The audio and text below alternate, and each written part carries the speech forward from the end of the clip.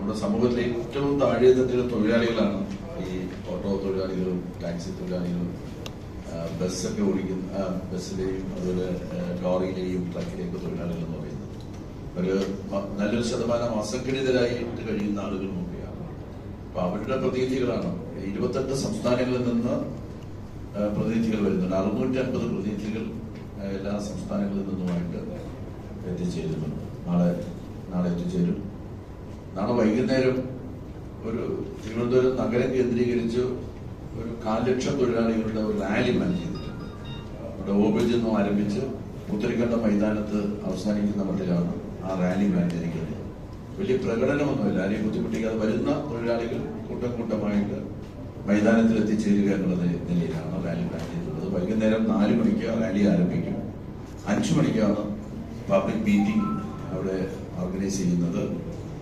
ബഹുമാനപ്പെട്ട മുഖ്യമന്ത്രിയും അതുപോലെ തന്നെ CITUവിന്റെ സംസ്ഥാന ജനറൽ സെക്രട്ടറി ആയിട്ടുള്ള സഖാവ് വെള്ളമരം കരീമും ആ പരിപാടിയിൽ സംബന്ധിക്കുന്നുണ്ട്. നാളെ ഈ TUIT-യുടെ മീറ്റിംഗിൽ പങ്കെടുക്കാൻ എത്തിച്ചേരുന്നതായിട്ടുള്ള സാർവദേശീയ തൊഴിലാളി നേതാക്കന്മാർ ആ സമ്മേളനത്തിൽ സംബന്ധിക്കും.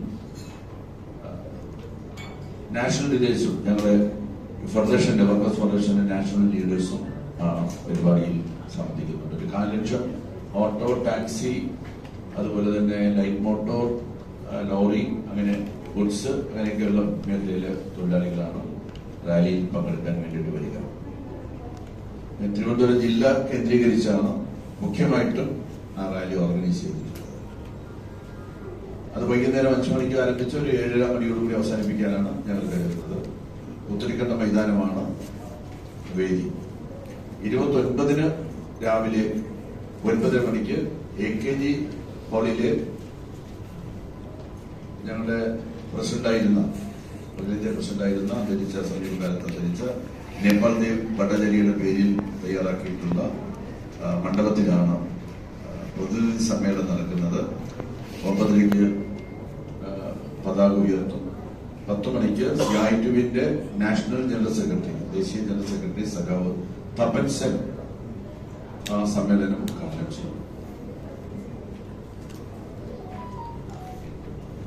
29-ാം തീയതിയും 30-ാം തീയതിയും 31-ാം തീയതിയും 3 ദിവസങ്ങൾ തുടർച്ചയായിട്ട് സമ്മേളനം. 31-ാം തീയതി സമ്മേളനം അവസാനിക്കും. പുതിയ കമ്മിറ്റിയെയും ഭാരവാഹികളെയും തെരഞ്ഞെടുപ്പ് സമ്മേളനം അവസാനിക്കും.